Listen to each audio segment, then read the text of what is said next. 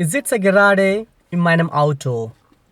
Leider können wir in diesem Jahr keine großen Maitouren machen. Aber der Monat Mai ist nicht nur eine Zeit für schöne Ausflüge.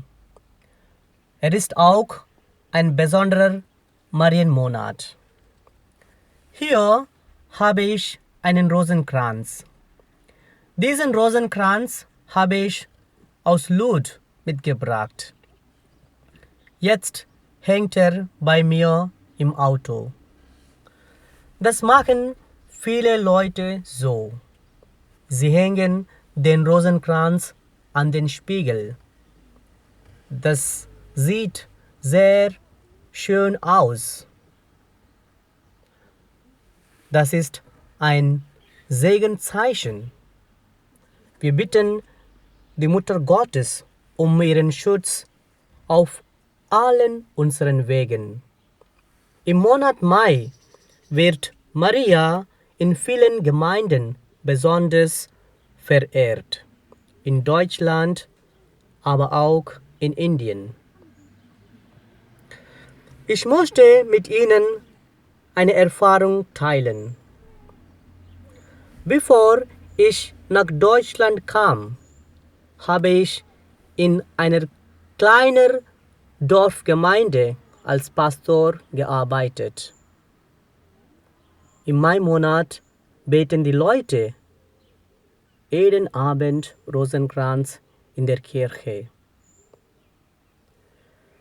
Am Ende des Monats haben wir zusammen ein kleines Fest gefeiert.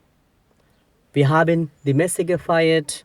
Die Leute haben vorher zu Hause das Essen gekocht. Sie haben das Essen zum Pfarrhaus gebracht.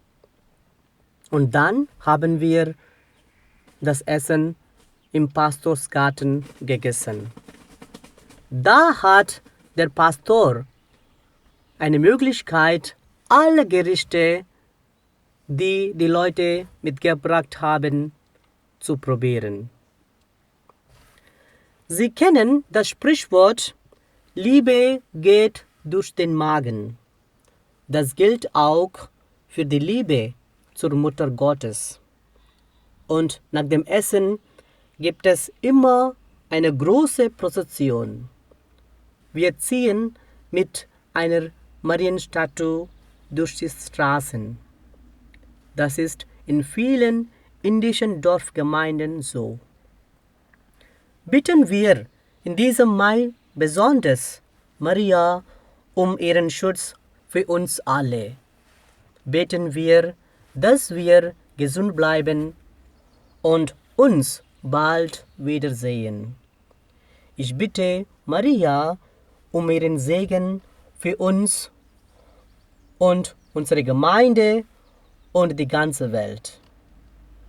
Sie ist unsere Mutter.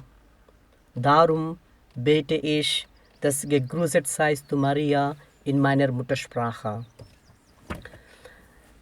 దేవవర ప్రసాదం చేత నిన్న మరియమ్మ వందనము, ఏలినవారు మీతో ఉన్నారు, స్త్రీలలో ఆశీర్వదింపడినవారు మీరే, మీ గర్భఫలముకు యేసు ఆశీర్వదింపడినవారగునే. పరిశుద్ధ మరియమ్మ సర్వేశ్వరుని యొక్క మాత, పాపాత్మైన మా కొరకు ఇప్పుడు మా మరణ సమయమందును ప్రార్థించండి. ఆమెన్. పిత, పుత్ర, పవిత్రాత్మ నామమున ఆమెన్.